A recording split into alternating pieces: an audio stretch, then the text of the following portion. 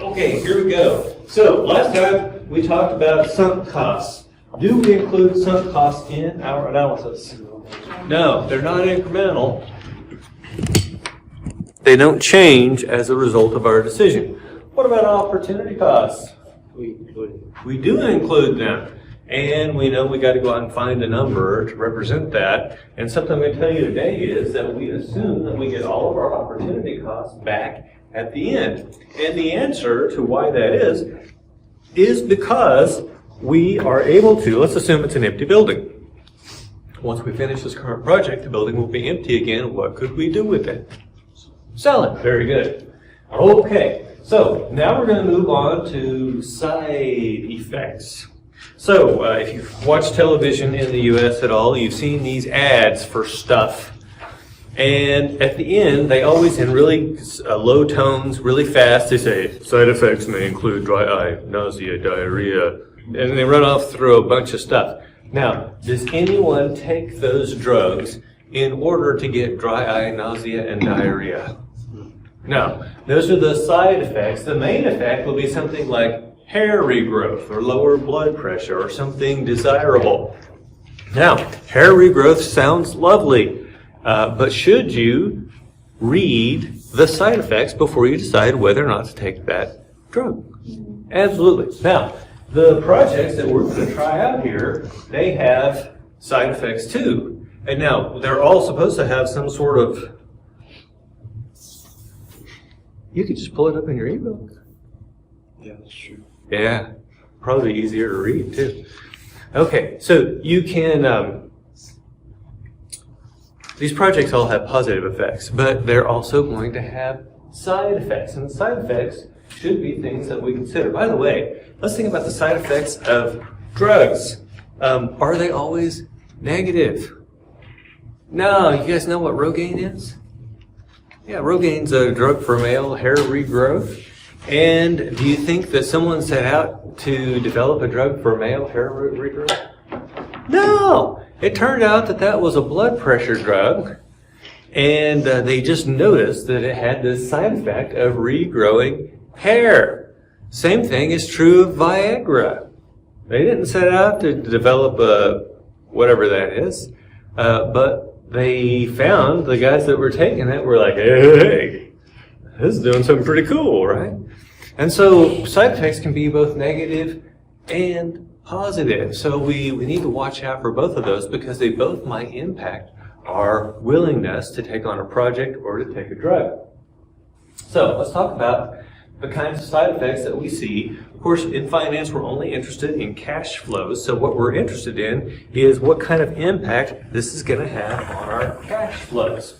And so there will be some projects that will increase the cash flows in other projects, and there will be some that decrease cash flows in other projects. So if it increases the cash flows in another project, we call that synergy. Synergy. And you can think of synergy as where we say that the whole is greater than the sum of the parts. So if I take 2 plus 2 with synergy, I might end up with 5. That's where the sum, or the whole, is greater than the sum of the parts. That's synergy. 2 plus 2 is equal to 5, that sort of idea. Okay, now, let's get some examples here. Let's start out, let's go way back in time, sadly, probably about the time some of you were being born.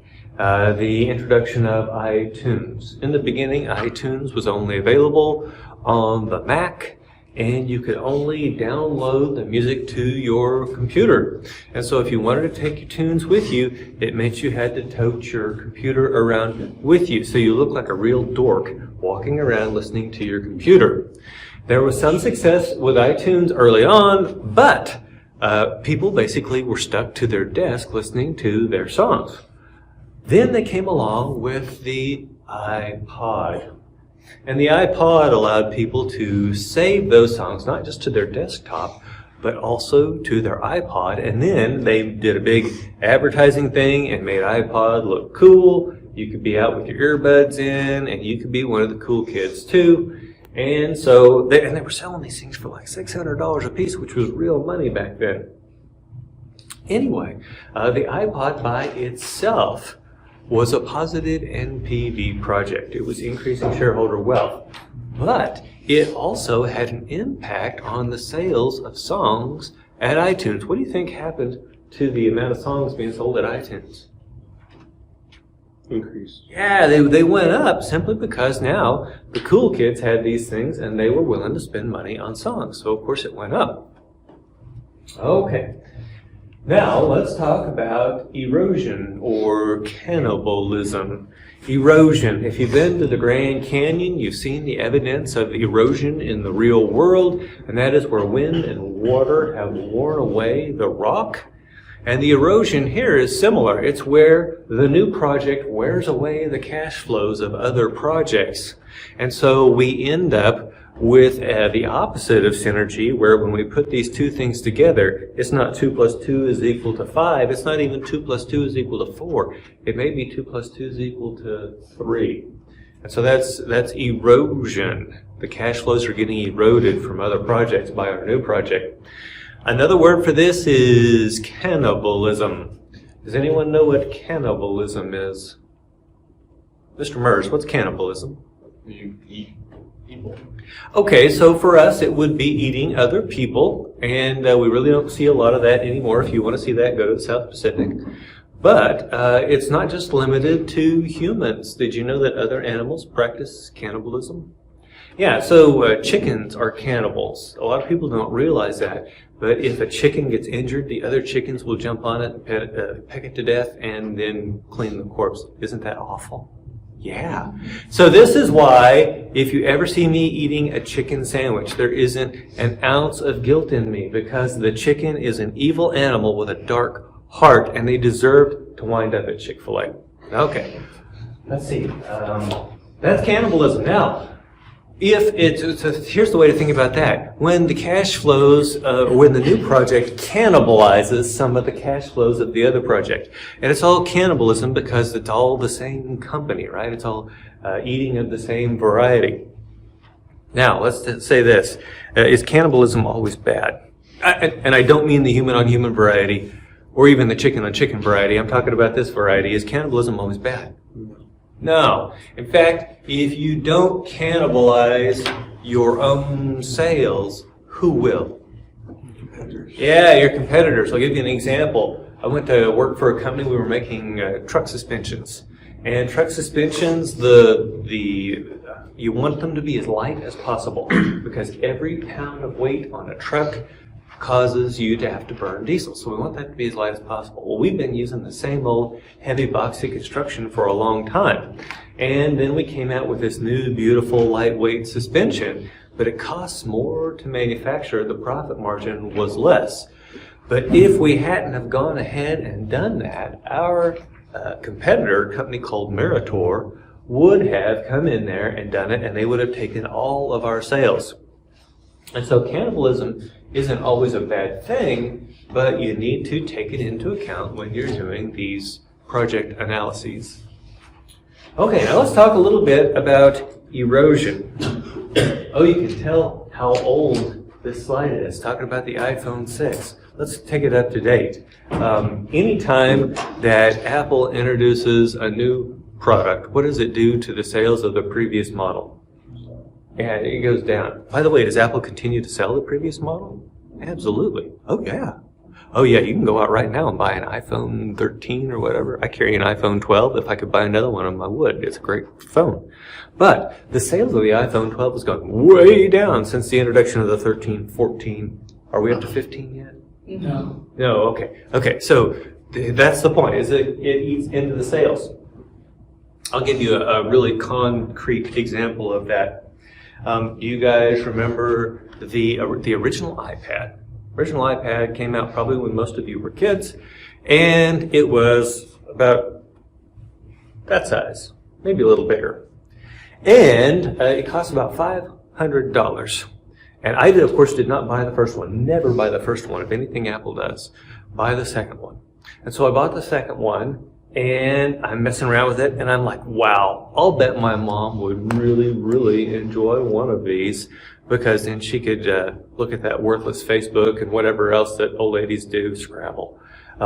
Anyway, so I'm like, okay, I'm going to get my mom an iPad for Christmas. $500 is a lot of money, but she's worth it to me. She's the only mom I've got. And then in September, they came out with the iPad Mini.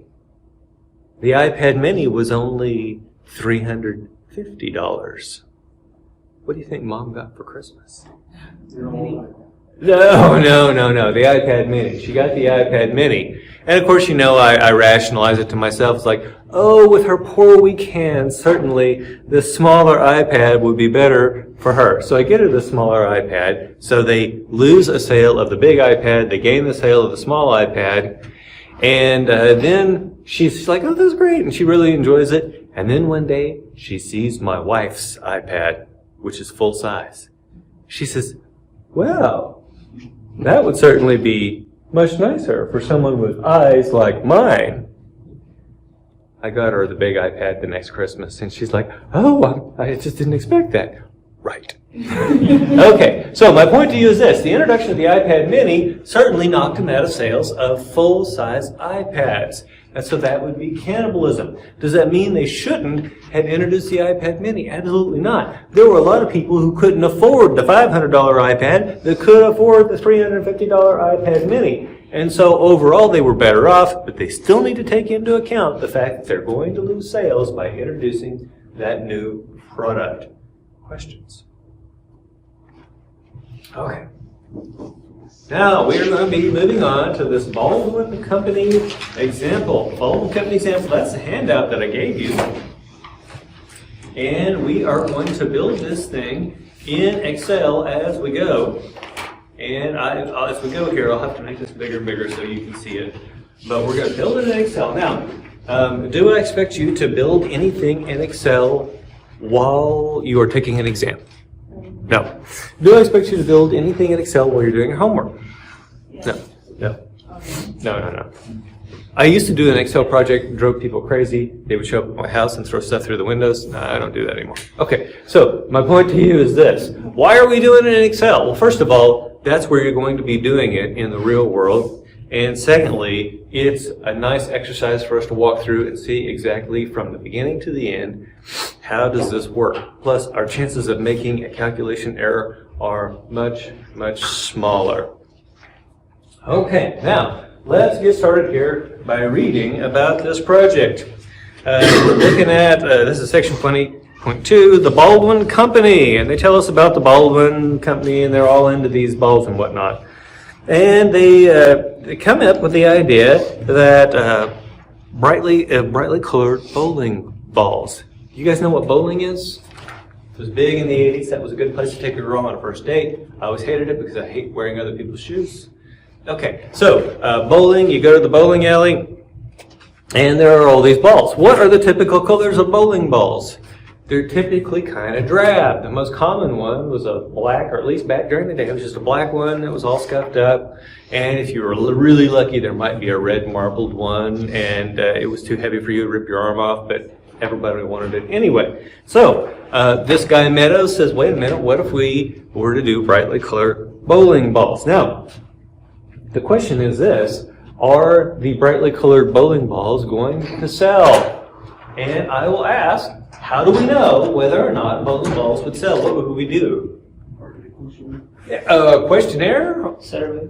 A survey, okay. So let's talk about where this would happen. Where would you go to find out if bowlers would like brightly colored bowling balls? The bowling alleys. And once you got there, what would you do? Show them your balls.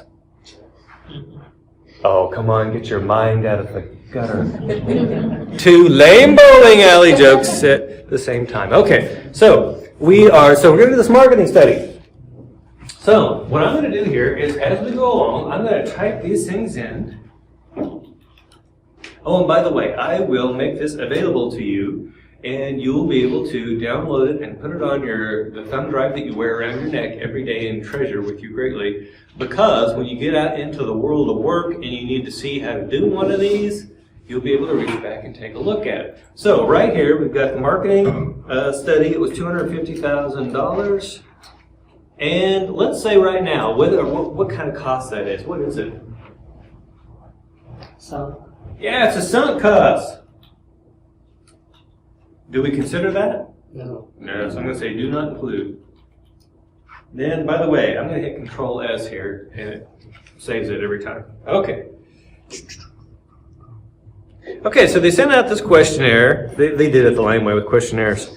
And they sent it to Philadelphia, Los Angeles, and New Haven. And I can tell you that there is a Yalie, a person from Yale in here somewhere, because nobody cares about New Haven except for people who went to Yale.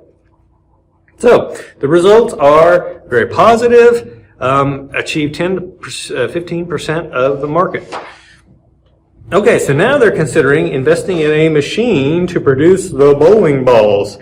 The balls would be manufactured in a building owned by the firm and located near Los Angeles. This building, which is vacant, and the land can be sold for $150,000 after taxes. So I'm going to put in here building 150000. What kind of cost is that? What's that? Yeah, it's an opportunity cost. And we will include it or not. Yeah. Miss Minahan, you missed some dirty jokes.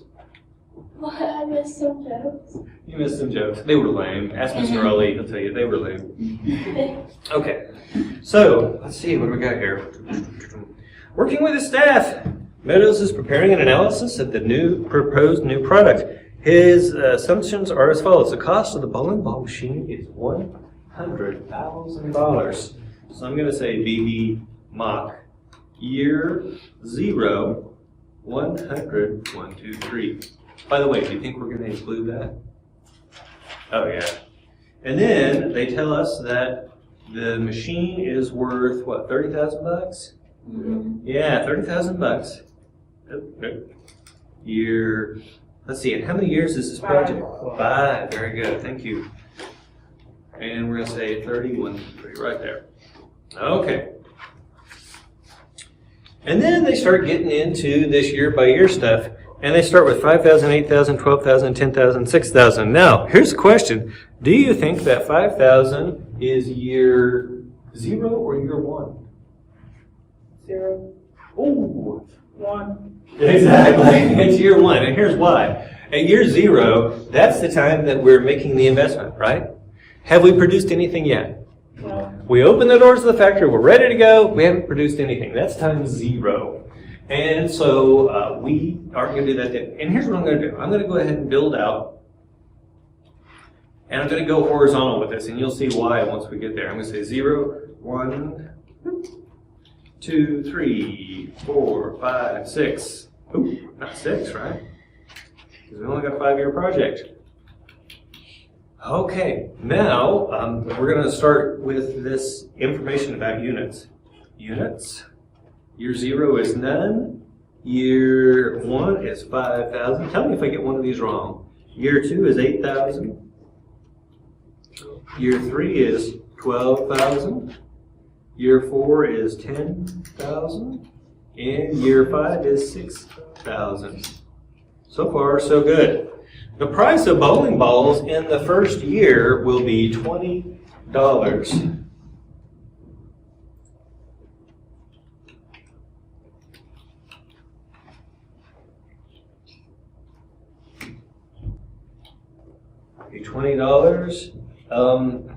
The Meadows, because the market's competitive, he thinks the price of bowling balls is only going to increase at 2% per year. So BB growth rate 0.02. Go back and change that to a percent. Boom, there we go. Now that means we could go ahead and figure out what the price is down here. By the way, you notice I'm putting stuff in the upper left-hand corner. And then everywhere that we deal with that stuff below, what we're going to do is link back to that upper left-hand corner. And the reason that we do that is because we want to be able to just change one number and have everything recalculate. So I see students make this mistake all the time where they're actually typing numbers down below that might need changed at some further time. Don't do that. Don't do that. Do them all up in the upper left-hand corner, and then when you adjust those, everything changes and everything's good. That's why we call Excel the what-if machine. What if the bowling ball price were $24 in year 1 instead of 20? What if the growth rate were 3% instead of 2%? You can put that in and immediately get an answer. I remember coming home from engineering school, first time I'd ever seen a spreadsheet. As back then it was called Quattro Pro. And I told my mom, like, this is an amazing thing. It's called a spreadsheet. She's like, we had those in 1964. I said, would your spreadsheet change and automatically do all the calculations if you changed one number? She said, no, we had to erase and do it all again. That's the beauty of the computer spreadsheet, is that it changes everything and you can run multiple scenarios. Okay, so here we go. I'm going to say equal to, and then I'm going to link back up here. So far, so good. Now, how am I going to figure out the price for year 2? Any ideas? Multiply by P6. Okay, so you're going to multiply it by 1 plus, right? So it's like P1 is equal to D0 times 1 plus G. So here we've got P1 is equal to P2 is equal to P1 times 1 plus G. So we're going to say it's equal to the previous number times, open parentheses, 1 plus, and I'm going to click on this here, I'm going to close, and boom, there we go. Does $20.40 look like 2% increase over $20? Sure does to me. Now, here's the problem. By the way, when you can copy doing this, you can go down to the lower right-hand corner. As soon as it turns into a black cross, you can left-click and pull it over. And what happens? What it's doing is it is dragging out now. So this one is actually looking here for that growth rate in the price. And so what we're going to have to do is fix that cell reference. And here's the way we do that. We click on that cell reference and we hit F4. By the way, does anyone know what to do on a Mac? Just Oh, well, you could just type the dollar signs in, but here's the problem. I can never remember whether the dollar signs go first or last, and I always screw it up. So here's my tip to you. If you're a Mac person, go out and Google what you have to do instead of F4. This is a real lifesaver. So here's what we're going to do now. Going to drag that on over. Now I want you to notice that this thing goes into fractional cents. I'm not going to worry about that. Your book does. I'm not going to worry about that. You're going to notice that in the end, our NPV is about $2 off. Our NPV is about $2 off, and in the world of swags that we're making, that's nothing. Now, if you wanted to later, after I posted this thing, you want to go out and you want to put in those where you round it to the nearest penny, feel free, but I'm not going to do that here. Okay, now I have the number of units per year and I have the price for every year. What could I come up with next? Say again? Sales. Sales, very good. We'll get to yours in a minute. So sales in dollars, it's just going to be equal to this times this. And this time, because we're moving along together, I don't have to do anything with F4 or dollar signs. And so there are my total sales as we go along. And if you look at, let's see, if you look at line 8 of table 8.1 on page 234, you can see that our numbers match theirs really close. Okay. Now, let's see what else they have to tell us. By the way, Control S, keep the thing saved. First year production costs will be $10 per unit. So we're going to say cost and I'm going to say unit cost. Year 0 is $10. 10. Oh, not year 0, year 1, right?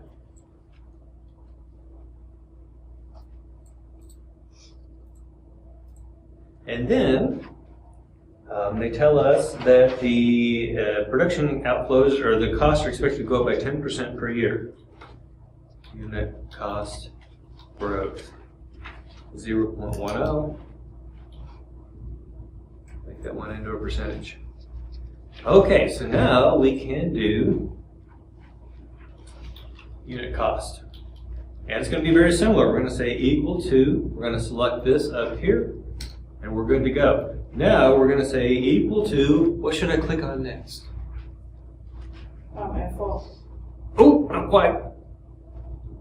How about the previous year? Oh, yeah. Multiplied by 1, oh, no, 1 plus. Now, where should I go next? Yeah, unit cost growth rate. Now, this is the time that we hit F4, right? Okay, hit F4, we're going to close the parentheses, and now we're going to copy those on over. And similarly, we see we're out past 2 decimal places. We're not going to worry about that. At this point, I can figure something called variable cost. How will I get the variable cost?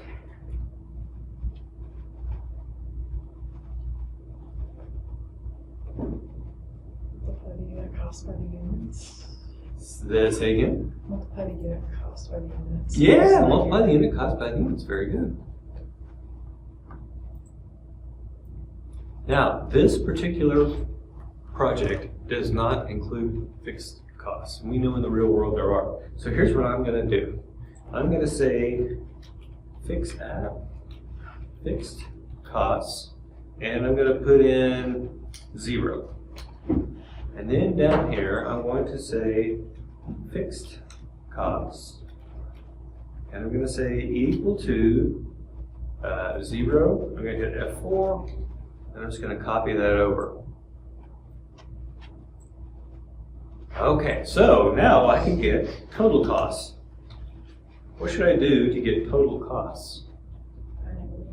Add the variable and the fixed, right? Okay, equal to that plus that. Boom. And we're going to drag that over.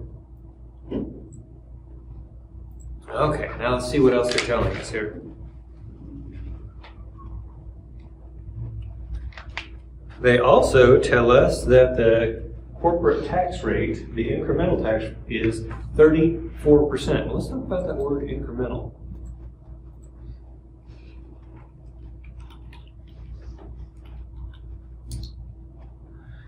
Okay, so we've talked before in this class about average tax rate versus marginal tax rate. The average tax rate is your total tax divided by your total taxable income. That's your average tax rate. Your marginal tax rate is what? Next dollar.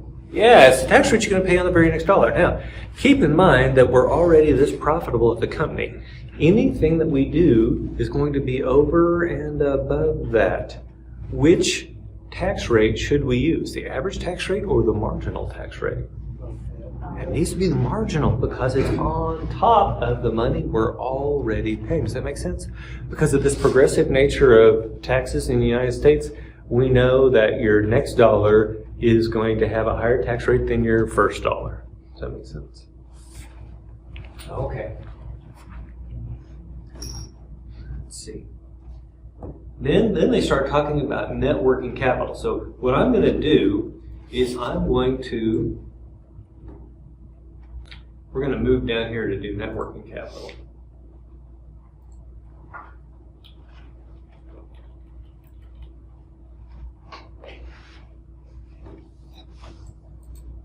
Insert. So, net working capital, year 0. What do they tell us it is?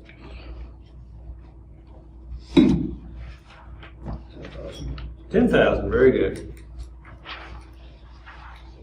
is going to do something funky here.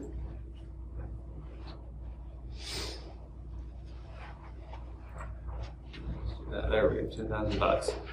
And then they tell us that beyond that, in fact, we're going to say net working capital years 1 through 4. And you're going to see why it's 1 through 4 here in a little bit. And they tell us that it's going to be 10% of sales.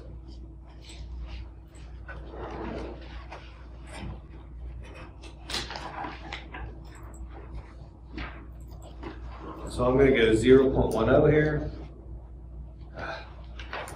There we go, 10% of sales. So let's talk about why we know this is a 5-year project.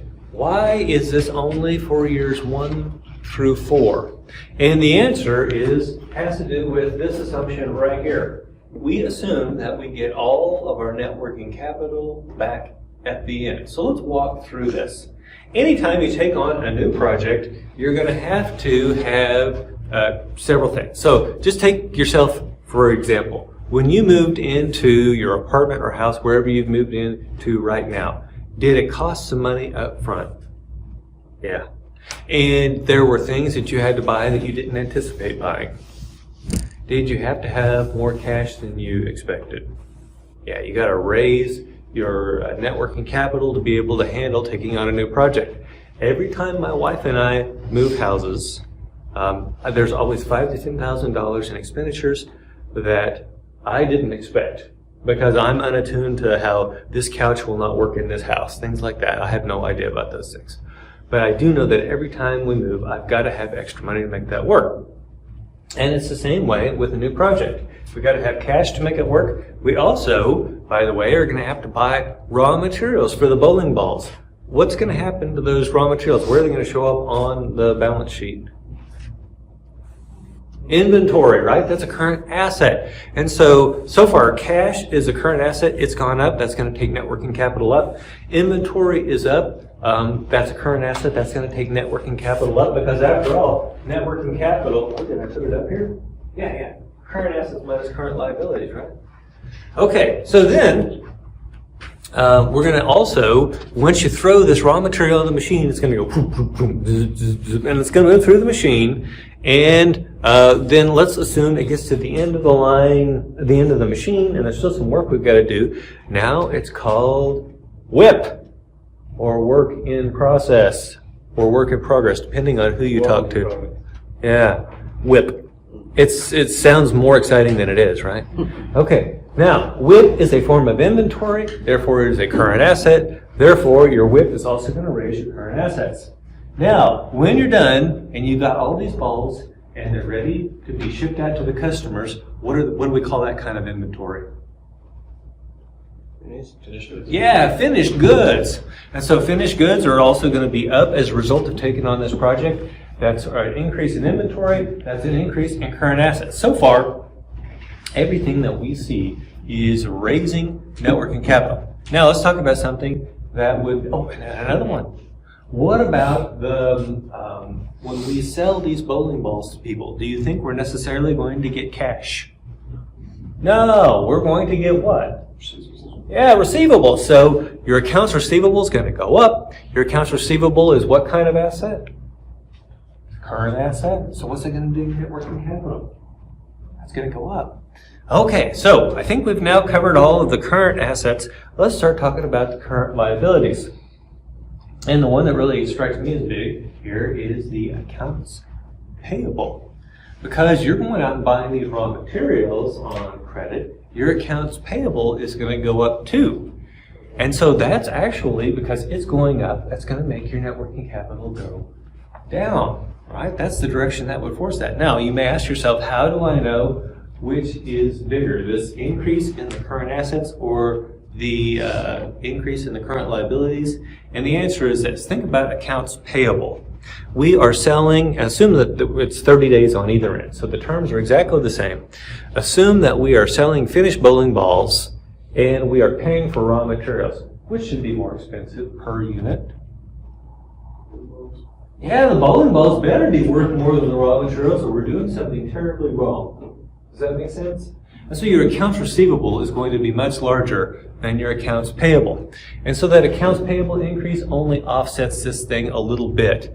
And so typically what we're saying is at the beginning, we have to increase our net working capital. Now we move along here and we're making the assumption that net working capital goes with sales. If sales double, do you think inventory might double? Yeah. If sales double, do you think accounts receivable might double? Yeah. So it makes sense for us to assume that the sales is going to change with, or the net working capital is going to change with sales. Now, here's one thing that gets tricky, and you'll see this in the exam 3 practice calculations I put out there. Sometimes it's based on the current period. More accurately, it should be based on the next period, right? Because if I'm going to sell twice as many bowling balls next year, when do I have to start building that inventory? Now. Does that make sense? Okay. So that's why that assumption exists. And now, at the end of the project, we make the assumption that we get all this back. And here's why. What we're going to do is we're going to take the rest of the raw material, we're going to throw it in the machine, boom, boom, boom, boom. It's going to chuck out finished goods. What are we going to do with the finished goods? We're going to put them in inventory, but then eventually we hope someone does what? Buys them. And when we ship them, do we get cash? No, we get an accounts receivable, but eventually we are going to collect those receivables, and we're going to pay off our payables. And so now I've gotten rid of all of my current assets other than cash. I've gotten rid of my current liabilities. And what I'm left with is a big old bucket of money. Do you think that the mothership, the company that's doing this project, is going to allow us to keep that money and have a big party? No. Where does it have to go then? That money goes all the way back to from where it came. And so that's why at the end of the project, we are left with exactly zero. We are left with exactly zero at the end of the project. So long story short, that's why this percentage of sales thing only works for years 1 through 4, because we know year 5 is going to be 0. I'm going to go ahead and put year 5 down here as 0, and you said don't type any numbers in here, but it's always 0, so I'm just going to go ahead and type that there. Now, how am I going to do this now? I'm going to say equal to, I'm going to click on this original year 0, and then I'm going to say equal to the sales times, and I'm going to click on this. What do I have to do now? F4, very good. I've got to fix that cell reference. Then I'm going to copy that over to year 4. I'm not taking it all the way to year 5.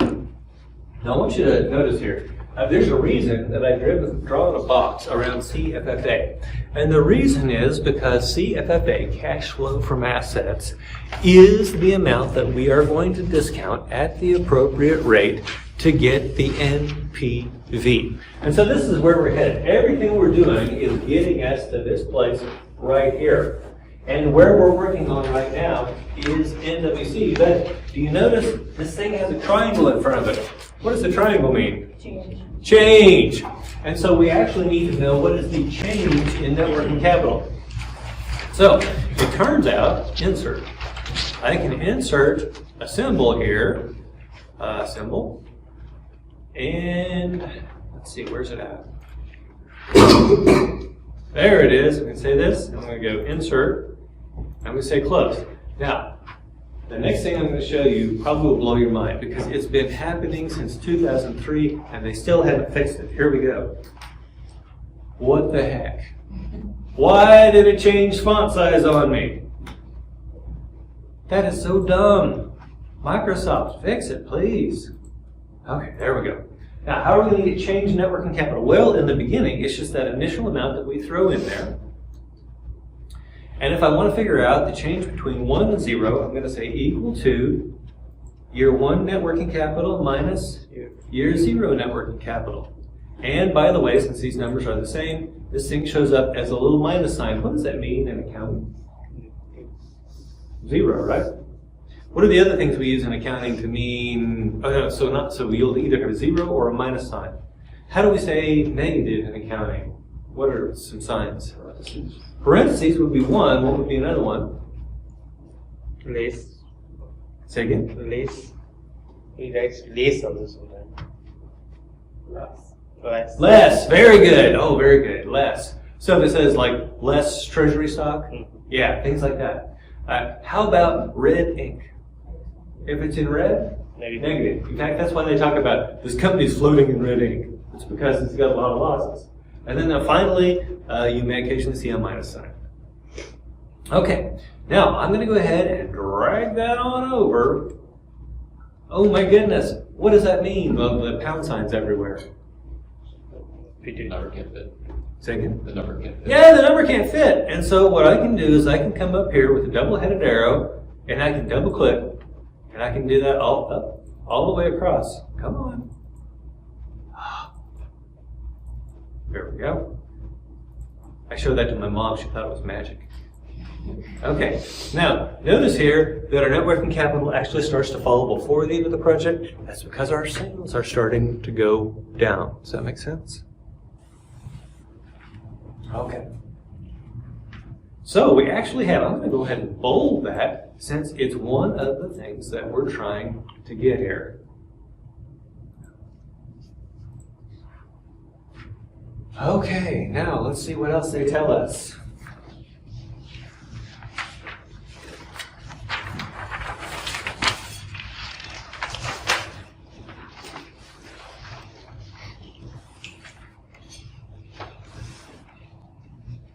Okay, so let's go ahead and we'll start working on net capital spending. By the way, can you tell this isn't a we're jumping around, right?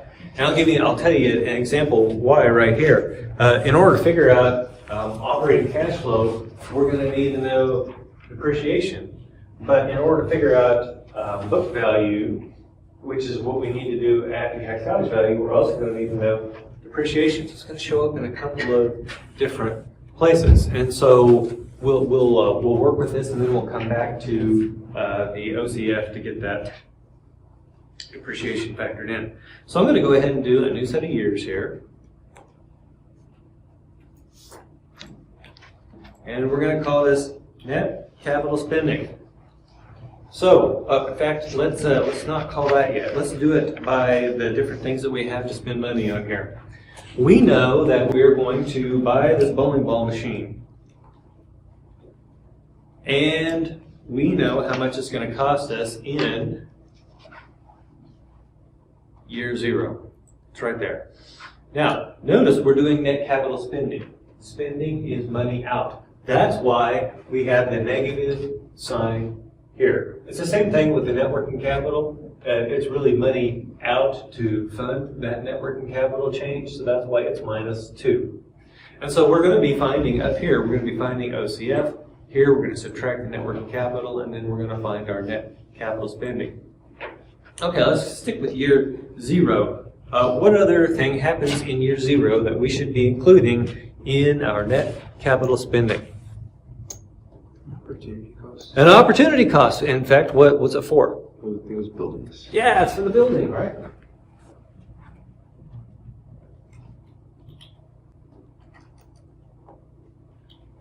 And the building would be, I'm just going to go up here. Boom. Okay, now, notice that we assume that we get all of our opportunity costs returned at the end. What does that mean? We've got this $150,000 that we put in at time 0. What can we say about that at time 5? We get it all back, right? And so all I've got to do is go over here and say equal to negative, and then I'm going to click over here. And that's taken care of. Now, we still need to figure out what's going on at time 5 for the bowling ball machine. We know we can sell it for $30,000, but do you think we get to keep all that $30,000?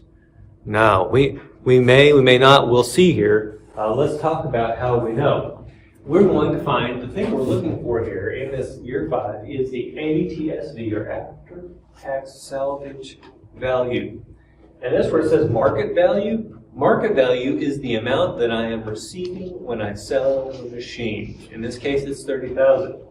Minus the tax rate, which we have, times the difference between market value and book value. So let's explain why this is the way it is.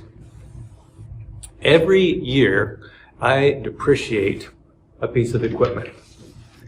If I depreciate that equipment too fast, then the book value will fall below the market value. If I depreciate too fast, it means I am underpaying my taxes. Because after all, you get to deduct depreciation from your taxable income. And so I end up with a couple of things when I depreciate too fast. I end up with a market value that's lower than I end up with a book value that's lower than the market value, and I end up underpaying my taxes. Do you think the government's going to let me get by with walking away having underpaid my taxes? Absolutely not. And so what we're looking at here, market value minus book value, if that's positive, that's the amount that I have over depreciated the asset. And to find out how much I have underpaid my taxes, I have to multiply that by T. And this money here will go to the government because I have underpaid my taxes. Now I've got to catch up. Now let's run it the other way. What if I have under depreciated the asset? Then book value is going to be greater than market value. If book value is greater than market value, what's the sign on this thing here? Negative. And what's a negative times a negative? What did you? Yeah, it's positive. So what we end up with, if we have over or under depreciated the asset, we have overpaid our taxes, we get a tax refund, right? Now, let me ask you this question. Should we seek to over depreciate the asset and underpay our taxes, or under depreciate the asset and overpay our taxes? Which would you rather do, underpay your taxes or overpay them? Yeah, everybody's instinct as an individual taxpayer is to want to overpay so you know they don't come after you, right? Well, it turns out that our federal government treats humans and corporations a little different, humans and businesses. They do not penalize you for underpaying your taxes when it comes to this depreciation stuff. They do not penalize you for underpaying your taxes. And in fact, the government uses depreciation as a way to stimulate people to go ahead and make investments that allow you to depreciate it much faster than it's actually reducing in real value in order to give you tax benefit in the early years of the project. When would you rather have a tax benefit, in the early years of the projects or in the late years of the project? Early. The early years, because of the time value of money. Does that make sense? And so I want to depreciate this thing as absolutely fast as the government will allow me. And then at the end, if I have to pay some taxes, I'm paying those taxes in year $5, not in year 0, 1, 2, 3, or $4. Does that make sense? And we know that year $5 aren't worth as much. Now let's talk about one other situation where your book value, what if you've got a book value of 0? How would we get a book value of, no, let's talk about a market value of 0. Book value of 0 is pretty easy. You fully depreciate the asset. Can you go any lower than 0 on book value? No. How would we end up with a market value of 0? What if you had obsolete equipment? Right now, we're making computer chips, and they have very, very, very tiny, and we measure it in nanometers, which is 1 × 10 to the -9 meters. It's just tiny, right? If you had old equipment that would make it in a much larger size, those things they use way more energy, they get way more hot, they're way slower, there's all sorts of reasons nobody wants them. The machinery might still be functional, but it is obsolete, meaning that there's a much better thing you can do and nobody's going to want that. That's number one reason that market value might be 0. Number 2, let me take you back to the mid-90s. I'm working in Duncan, Oklahoma, and we are cutting magnesium on a lathe. A lathe is a machine that makes round things. We're cutting magnesium. And here's what you need to know about magnesium. It catches fire easily and it burns brightly. In fact, when you see fireworks and you see those big bright stars burning in the sky, that's magnesium burning. So the rule was, if you're going to be cutting magnesium, you need to get a big bucket of sand and hold it next to the machine. And the reason was that you can't put out a magnesium fire with water. You just can't. You can sit there and spray it all day long. It's not going to matter. And so you got to have the sand to kind of mound it up over this thing and snuff out the oxygen. And it burns so brightly, it's probably going to melt the sand and create some sort of glass around it, and it'll snuff the fire. Now, here's what happens. It's the night shift. Remember, the stupid things always happen on the night shift. It's the night shift. Guy's cutting magnesium, forgets to get the bucket of sand. Can anyone guess what happens next? Yeah, it catches fire. He's like, and he runs for the bucket of sand, and by the time he gets back with it, the machine is burnt to the ground. Basically, all you can see is the foundation of the machine. Other than that, it's just a bunch of charred trash. What do you think the market value of that machine was? Zero. We still had some depreciation left on it, so the book value was positive. And so, zero market value minus a positive book value meant that we got a tax refund. Now, would I have rather had the machine? Absolutely. Was I glad to get the tax refund given that we lost the machine? Absolutely. Okay, so that's after-tax salvage value. Now, in order to get after-tax salvage value, we have to have the book value. In order to get the book value, we have to have the depreciation. And so we're going to have to do something here. I'm going to insert a couple of lines here. And we are going to do some stuff about depreciation. And I'll tell you what this means here in a minute. And then we're going to use that to figure our depreciation. What I want you to do right now is turn to page 236. Page 236, table 8.3. And this is the modified accelerated cost recovery system. It's been around since 1986. We had a brief hiatus from it during this 2017 tax thing. I think we're now back to using this, but let me explain to you how it works. We have different recovery period classes, and in fact, if you're interested, you can read. Anyway, we have different families. In fact, I think the families are listed on. Where the hell are they listed families? Does anyone see it?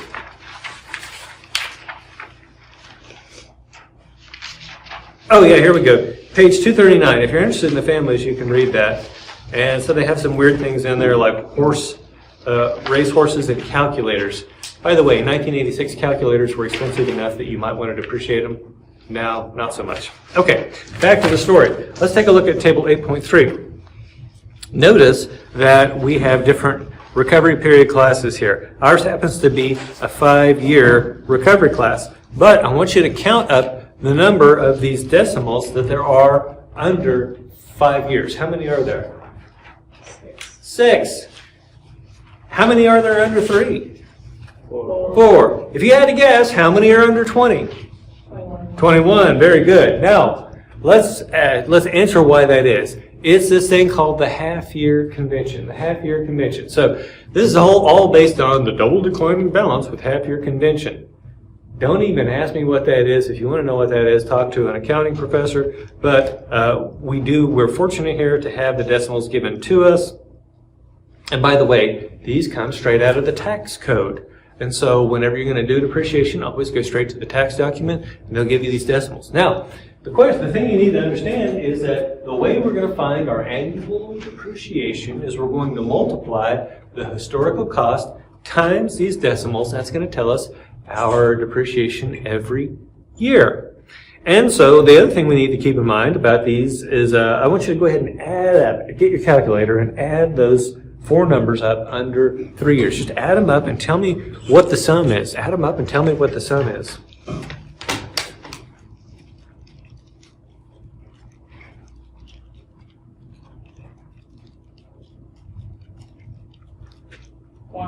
Yeah, it's 1. And I'm not going to ask you to add up all 21 under the 20 years, but if you had to guess, what do they add up to? 1. They all add up to 1. And so what this means is if we are depreciating 100% of the value, then the book value is at the end is going to be the historical cost minus 100% of the value of the item. It's going to be 0. Now here's the freaky thing. In our case, we've got a 5-year project, but how many years of depreciation are there? 6. Are we going to be all the way to 0 book value at the end? No, we are not. Okay, so let's go ahead and get this done. Mackers, I'm going to type in these decimals. By the way, notice they start at year 1, not at year 0. So we're going to say 0.200, 0.32. Tell me if I get one wrong. 0.192, 0.1152, and for some reason that one repeats. 52, and then over here at the end is 0.0576. So 5.76% of this thing is not going to get depreciated out. How much is the book value going to be at the end? I'll bet it's going to be $5,760. How do I know? Because if we don't depreciate 5.76% of $100,000, 5,760 is how much is going to be left over, because 5,760 is 5.76% of 100,000. So let's go ahead and figure out our depreciation here. Oh, I'm going to have to add one here. Insert.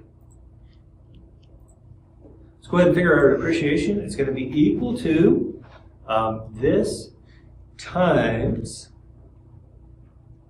the historical cost. What should I do right now, Ms. Roll? F4, very good.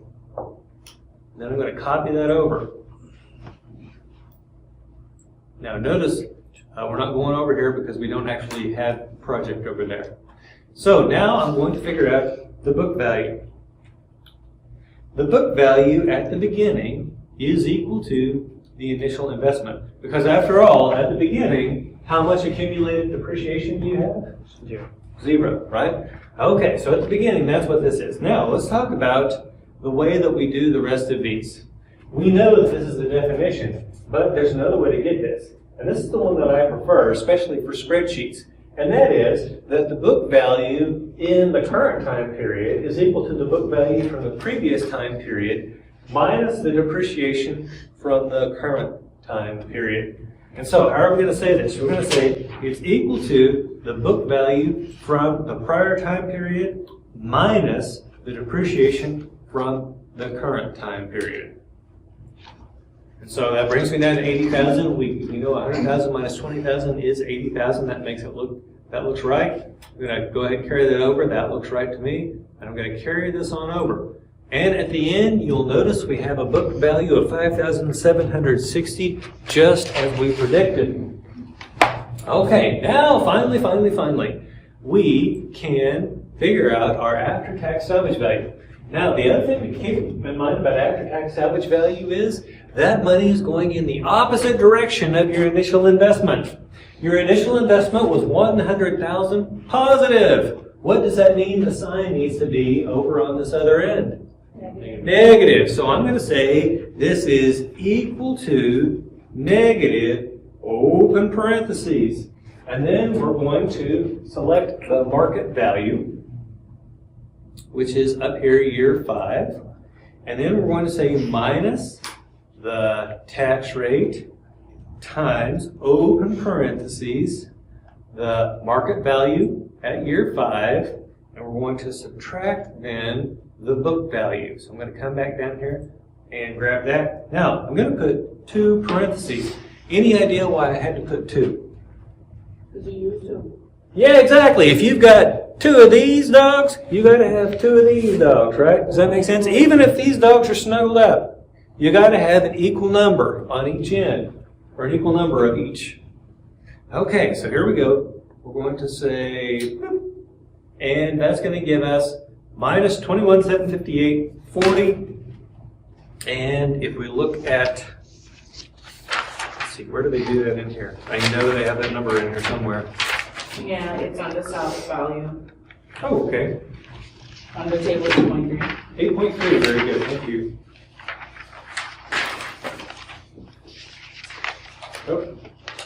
table 8.2. Yeah, turn it around again. And then the paragraph. Oh, the paragraph. Okay, so they go ahead and tell you that. Yeah, very good. Okay, wow, look at that. We're right on it. Okay, so now we finally have enough information to do net capital spending. By the way, is net capital spending always zero between the first year, the 0 year, and the end year? Yes. Maybe not. And here's why. What if, I'll give you an example. There's a Nissan plant in Grenada, Mississippi. And it is, they started out, they built the whole building, and they put one production line in. And they start building Nissan Altimas.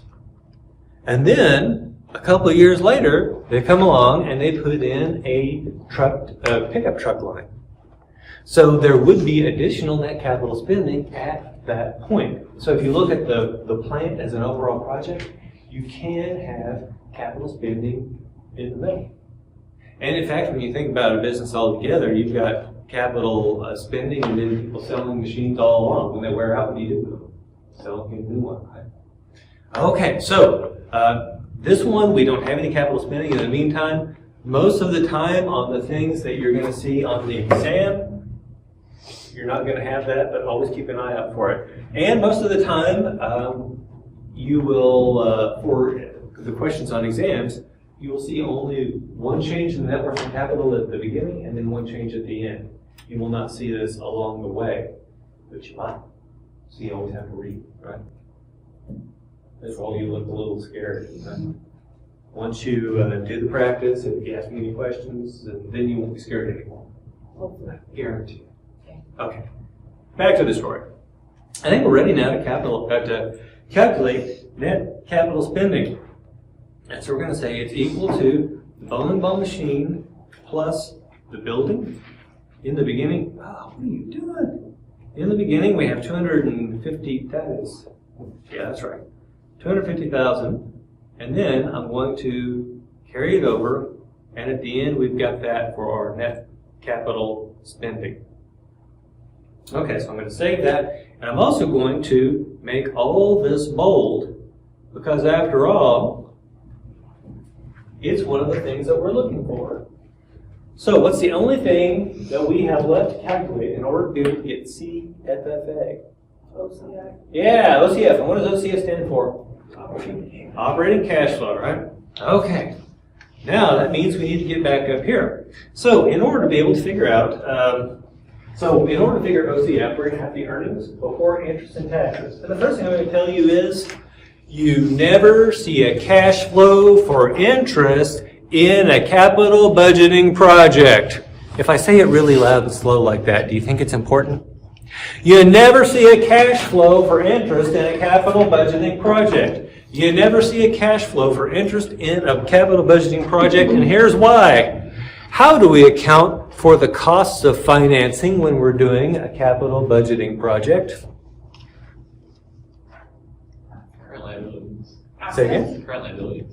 Oh, no. Equity? What's that? No, in fact, I'll tell you this. It's not even a dollar number. It's a percentage. Remember, we said that the net present value is the present value of all the cash flows in and out, discounted at what? Oh, come on. Discount rate. A discount rate, and that discount rate is determined based on the blank of the project. The risk. And so we know that the cost of financing this project has to do with the risk. That's what that discount rate's all about. Therefore, you will never see interest cash flows. You will never see dividends because everything is already contained in the weighted average cost of capital or whatever discount rate that we're using. So don't ever include an interest cash flow in a capital budgeting project. Does that make sense? Okay. Now, let's see, OCF. So, earnings before interest and taxes. Well, let's see what we've got going on here. We've got our revenues. We've got our costs. We don't have any interest. What else do I need to subtract to get EBIT?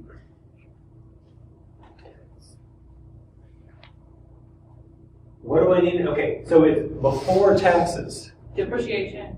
Ah, very good. So we need to, the only thing we need to do is to take in order to get EBIT, we need to take our revenue minus our total costs minus depreciation. So that's what we're going to do right now. EBIT. And we're going to say equal to sales minus total costs minus Depreciation. 25. yeah, 20,000 is right there. And then we're going to pull that over like this. Does that look okay to you guys? Okay, now, EBIT, we know we're going to add back depreciation, but before we do that, what do we have to calculate? Taxes. How do I get taxes at this point?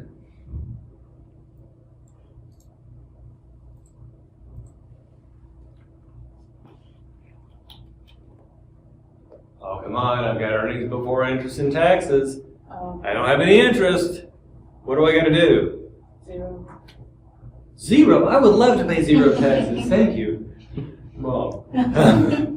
EBIT times the marginal tax rate. Yeah, EBIT times the marginal tax rate. There it is. Now, what button do I need to hit right now, Ms. Roll? F2.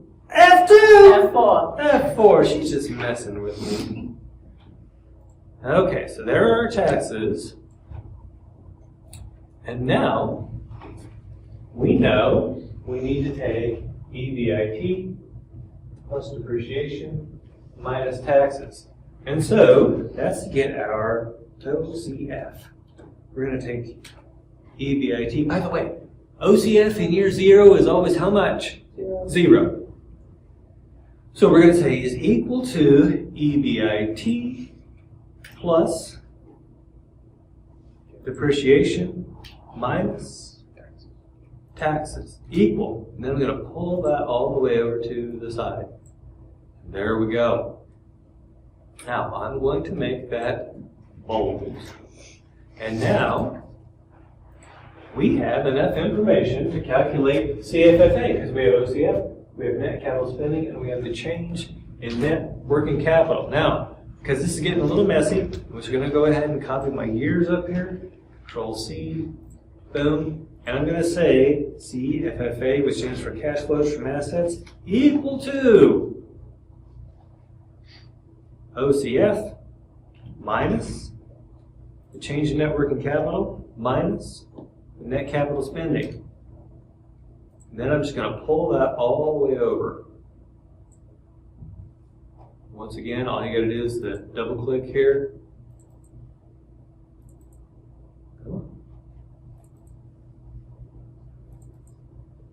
Okay, now if you want to check those numbers, what we're going to do is look at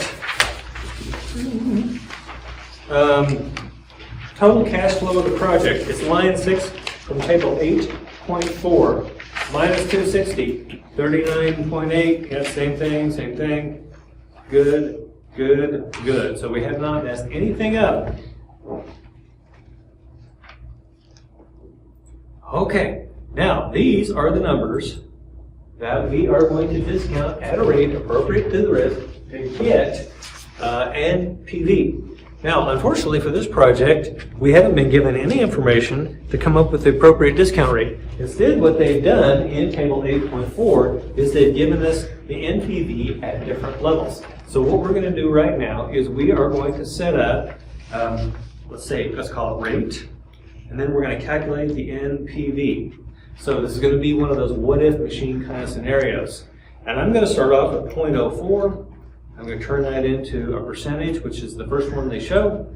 And then I'm going to calculate the NPV.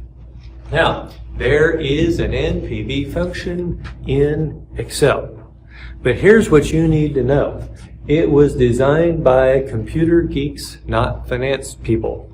And so it doesn't actually give you NPV. What it gives you is the present value at time 0 of cash flow starting at time 1. Let me demonstrate to you. And in fact, the help here will even tell us that. I'm going to say it's equal to NPV, open parentheses. Now, when you put in that function, it's going to start giving you hints. And the first thing it asks for is what? The rate. And so I'm going to click on that rate, and then I'm going to hit a comma. Boom. Now it says value 1. Does it say value 0? No, it says value 1. And so what I've got to do is start here. And in fact, what I'm going to do is just select all of those. And when you see what happens, that it put a colon up here. So that's exactly the same as saying C41, comma, D41, comma, E41, comma, F41, comma, G41. It's exactly the same. Now, here's the problem though. We have considered all the cash flow starting at time 1 and going forward. What have we not considered? Yeah, time 0. So here's what I've got to do. Remember, it's the sum of all the cash flow, present values of all the cash flows with negatives going out, positives going in. So we already have the negative on that. So I'm just going to say plus, boom, right there. And so we get $123,643. They get $123,641. The reason is because of our failure to round the dollars and cents for the price and the cost of the balls. That's the only difference going on there. Remember I told you it'll make like $2 difference in the answer in the end? That's all. Okay, now what happens if we increase the rate? We know that that's going to make the present value of those future cash flows to be less. That should decrease our NPV. Let's see what happens when we go to 10%. Now we're down to 51,590, and they say 51,588. Once again, $2, right? Okay, now 15%. It should be even lower because as the discount rate goes up, NPV goes down. And so there we go. Now, something strange, 15.67. And we end up with not 0. And there's 2 reasons why that is. Number 1, our dollars and cents are off a little bit because of the rounding. And number 2 is that 15.67 isn't exactly the discount rate that makes NPV equal to 0. By the way, definitionally, what is the discount rate that makes NPV equal to 0? 0. What's the name of the discount rate that makes NPV equal to 0? Rate IRR. IRR! Very good. It's the IRR. Next time, we will calculate the IRR, we will plug it in there, and we will see that it does make NPV equal to 0. See you next time.